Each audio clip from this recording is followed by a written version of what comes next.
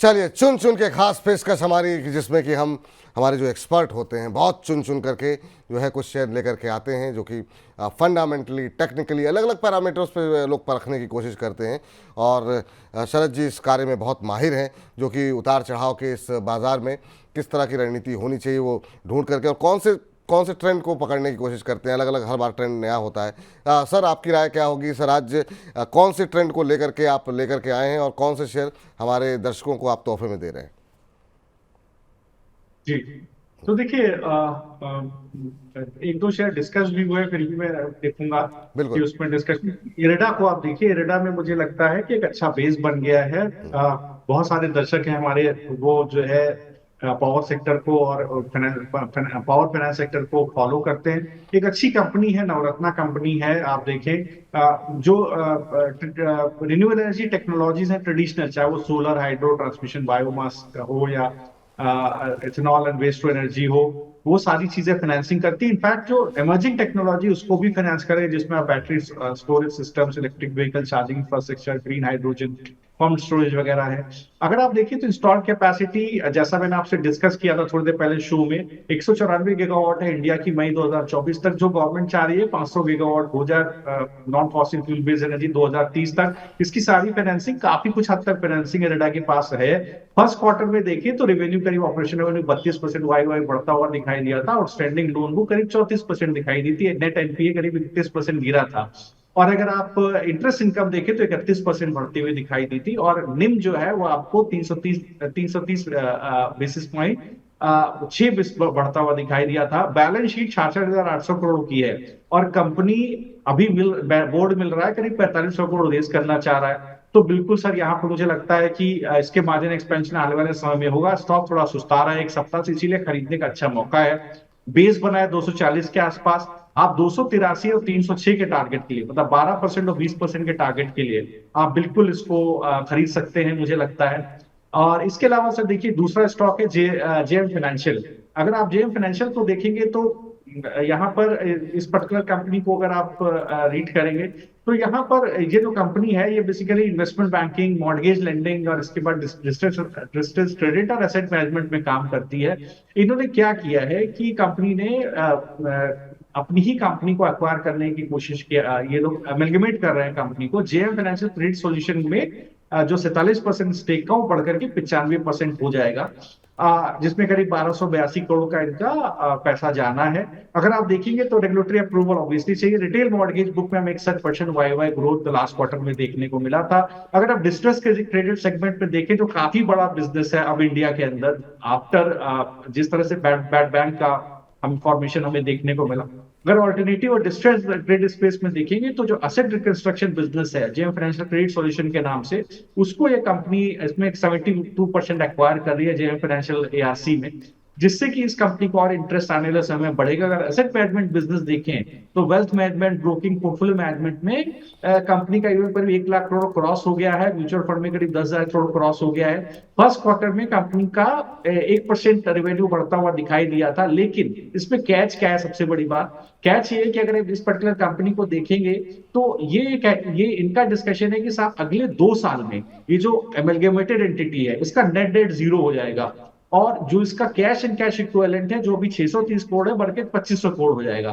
तो स्टॉक में कुछ पक रहा है, क्या है, अभी क्यों चल रहा है, यह देखने वाली बात है। मुझे लगता है थोड़ा बाय और डिप्स का इसके अंदर व्यू रखना चाहिए। 96 रुपए तक बाय कीजिए। 110 रुपए, 150 रुपए के टारगेट के लिए स्टॉप लॉस 93 पे रखिए। तो करंट लेवल से 8 और 36% का मूव है सर। 96 रुपए पर अभी इस पे आप जो है एंट्री कीजिए। अभी भाव 103 का है, गिरने दीजिए, गिरने पर या थोड़ा भी खरीदिए, थोड़ा गिरने पे खरीद लीजिएगा। तीसरा स्टॉक है सीएससी, जो ऑलरेडी देखिए डिस्कस हो चुका है। यहाँ पर जो मैंने डिस्कशन किया वो बिल्कुल बना रहेगा सर। यहाँ पर देखिए बिल्कुल आप सीएससी को खरीदिए। सीएससी में अगर आप देखेंगे तो बहुत अच्छा एक मूव बना हुआ है। करंट मार्केट प्राइस पर भी 180 के टारगेट, 225 के टारगेट के लिए और 245 के टारगेट के लिए 12-22% के अप्रूव के लिए जी। 170 पे स्टॉप लॉस रखिए, बाय एंड डिप्स का व्यू रखिए। चलिए, तो ये वो 3 शेयर हैं, 2 हैं पावर क्षेत्र से जुड़े हुए और एक है फाइनेंशियल क्षेत्र से जुड़ी हुई कंपनी। यहाँ पे आपको खरीदारी करनी है। पहले CSC 225 से 245 के लक्ष्य के लिए खरीदारी करें। 204 रुपये का जो है के भाव पर आपको खरीदना है। आपको एक स्टॉप लॉस दिया गया है 170 रुपये का, उसका आपको अवश्य ख्याल रखना है। और 225 से 245 तक के लक्ष्य देखने को मिल सकते हैं। इसके अलावा खरीदारी करके चलें आप इरिडा के अंदर। इरिडा में बहुत दिनों से सवाल हमारे पास आ रहे हैं, कब चलेगा कब चलेगा, और अब शरद जी ने कहा है कि इस शेयर के चलने की तैयारी हो चुकी है। 255 के आसपास अभी चल रहा है, खरीदिए। 15 रुपये नीचे के स्टॉप लॉस रखिए। ऊपर की तरफ 283 और उसके बाद 306 रुपये तक के लक्ष्य जो है वो देखने को मिल सकते हैं। तो इरिडा एक बार फिर से नए मूव की तैयारी करता हुआ। तीसरी company JM financial. JM financial में अभी 103 के आसपास चल रहा है। 110 से 150 रुपये तक के लक्ष्य यहाँ पर देखने को मिल सकते हैं। आपको 93 रुपये का एक स्टॉप लॉस यहाँ पर रखना होगा। तो ये फिलहाल वो 3 शेयर हैं जो कि ये मुनाफे की तिकड़ी आपके पोर्टफोलियो को चमकाती हुई दिखाई देगी। चलिए आगे बढ़ते हैं और अब इस कार्यक्रम को समेटने का वक्त हो गया है। उन सभी दर्शकों से क्षमा चाहेंगे जिनके प्रश्नों के उत्तर आज हम इस कार्यक्रम में नहीं ले पाए हैं। खासतौर से अभी जो नाम दिखाई दे रहा है उसमें प्रेम कुमार जी हमारे दर्शक जो है उनका प्रश्न आया हुआ है और हम अभी फिलहाल नहीं ले पा रहे हैं। तो आप सभी दर्शकों से बहुत क्षमा प्रार्थी हैं कि आज के कार्यक्रम में जिन लोगों के सवाल हम नहीं ले पाए हैं। मनबोध कुमार जी हैं, इसके अलावा साबिया सैयद जी कह रही हैं कि धन्यवाद। सोनाली तरुण चोपड़ा जी के सवाल हैं। तो आप सबके सवाल को कोशिश करेंगे लेने के लिए, लेकिन फिलहाल कार्यक्रम को समाप्त करते हैं। और आपका बहुत बहुत शुक्रिया शरद जी आज की चर्चा में जुड़ने के लिए। आपकी तरफ से कोई डिस्क्लोजर? जी जी, इसमें कई सारे स्टॉक्स हैं जो डिस्कस हुए और एक स्टॉक मैं बताना चाहता हूँ। कई दर्शकों की क्वेरी मेरे पास आ रही है। लास्ट वीक में Shri Oswal seeds and chemical share हुआ था 30 रुपए पे, उसमें करीब 25% का मूव आ गया है। तो क्वेरी लोगों की आ रही है 34 रुपए पे स्टॉप लॉस लगा के 46 रुपए के टारगेट के लिए जो दर्शक है वो बने रह सकते।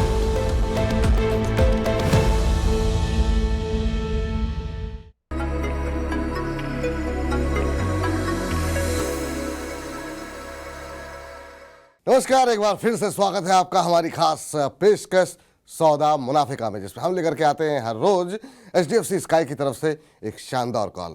और इसको बताने के लिए हमारे साथ जुड़ते हैं हमारे सहयोगी संदीप ग्रोवर। तो संदीप बताइए, आज HDFC स्काई की तरफ से कौन सी कॉल इनिशिएट की गई है?